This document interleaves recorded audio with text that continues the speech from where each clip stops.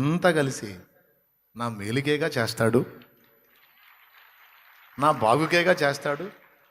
మరి నాలో ఆ లోపాలు ఉంటే అవి నన్ను నాశనాన్ని నడుపుతాయి. అందుకని చిన్న చిన్న సమస్యలను అనుమతించి ఆ లోపాలన్నిటిని తొలగించి నన్ను సరిచేసి నా భవిష్యత్తు బాగుండేటట్టు చేస్తాడు.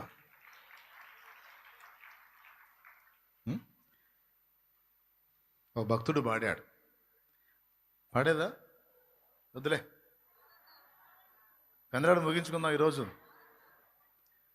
నా మార్గములను మెళకువగానే కాచుకొనుచునే నడచితినయ్యా.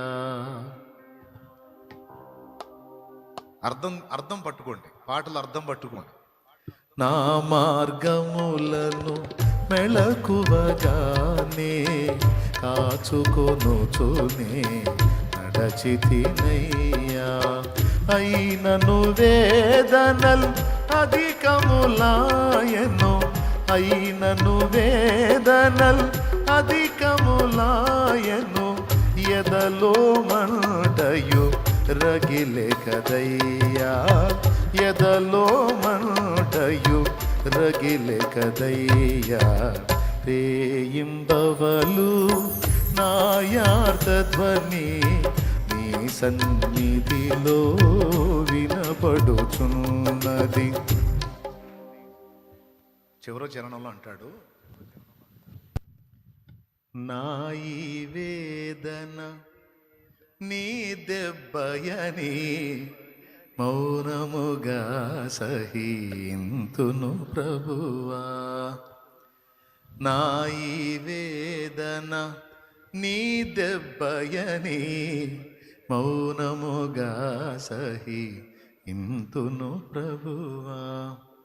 నీ సన్నిధిలో నీ హస్తములో నలుగుట నాకతి ప్రియము కదయ్యా, నలుగుట నాకతి. కానీ అయ్యా, నేను నలిగిపోయినా ఆ నలుగుడు నాకు నొప్పి కలిగించిన ఒక్క సంతోషం ఉంది ప్రభువా. అదేంటో తెలుసా? నీ చేతుల్లో నేను నలుగుతున్నాను. నన్ను నల్లగొట్టడానికైనా నీ చేతుల్లో తీసుకున్నావు చూడు. ఎంతమందికి ఉంది దేవా అదృష్టం. నన్ను నల్లగొట్టడానికైనా నీ చేతుల్లో తీసుకున్నావు చూడు. ఎంతమందికి ఉంది దేవా ఈ భాగ్యం. లోకంలో అందరినీ అట్లా పట్టించుకున్నావా? నన్ను పట్టించుకున్నావు. నన్ను పట్టించుకున్నావు అంటే, నా విషయంలో ఇంత కేర్గా ఉన్నావు అంటే నన్ను ఎక్కువ ప్రేమిస్తున్నావు. అందుకే నేను బాగుండాలని కోరుకుంటున్నావు. అందుకే నాలో లోపాలు ఒప్పుకోవట్లా, నువ్వు తట్టుకోలేకపోతున్నావు. అందుకే నన్ను కొడుతున్నావు, నలగొడుతున్నావు. ప్రాబ్లం లేదు, అదే నాకు ఇష్టం. చెయ్యయ్యా. మంచి మనస్సాక్షి యొక్క లక్షణం అది నాన్న. తొందరపాటున దేవుణ్ణి తోలనాడి మాట్లాడటం, అపార్థం చేసుకోవటం, ప్రశ్నించటం, విమర్శించటం, వ్యతిరేకించటం, దూరం అయిపోవటం, సనగటం, గొనగటం, ఇది మంచి మనస్సాక్షి కాదు. ఏదైనా నాకు దేవుడు అనుమతించాడంటే దాని వెనక నా తప్పిదమో లేదా నా అహం, నాలో దిద్దుబాటు జరగాల్సింది ఏదో ఉంది. నా పాపమో నా లోపమో ఏదో ఉంది. అనవసరంగా నా తండ్రి ఈ పరిస్థితి నాకు అనుమతించడు. నా బంగారు తండ్రి నన్ను ఎంతో ప్రేమించి నాకై ప్రాణం పెట్టిన తండ్రి, నేనంటే పిచ్చి ఆయనకి. అలాంటి ప్రేమ కలిగిన నా తండ్రి నన్ను అప్పజెప్పాడంటే ఊరకు అప్పజెప్తాడా?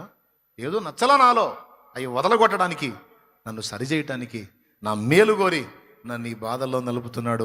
ఆయనకే స్తుతి కలుగును గాక. అనునాయన అన్నాయన అన్నాయన అన్నాయన ఆయనకే అనమ్మా అనరా అంతల్లి, ఆయనకే స్తుతి కలుగును గాక. ఆయనకే.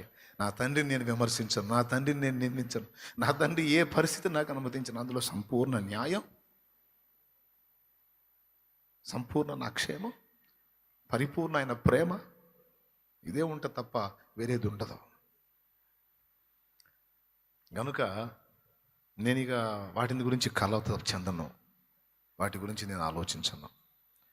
నన్ను సరిచేయడానికి నాకు అనుమతించిన శ్రమలన్నీ నాలో నేను బ్యాలెన్స్ అయినప్పుడు ఆయనే తీసేస్తాడు. మూడుబారిన జీవితాన్ని మళ్ళా చిగురింపు చేస్తాడు. ఎండిపోయిన దాన్ని పచ్చగా వచ్చేటట్టు చేస్తాడు. ఎడారులను జీవజల నదులుగా మార్చగలుగుతాడు. నా దేవునికి సమస్తము సాధ్యమే.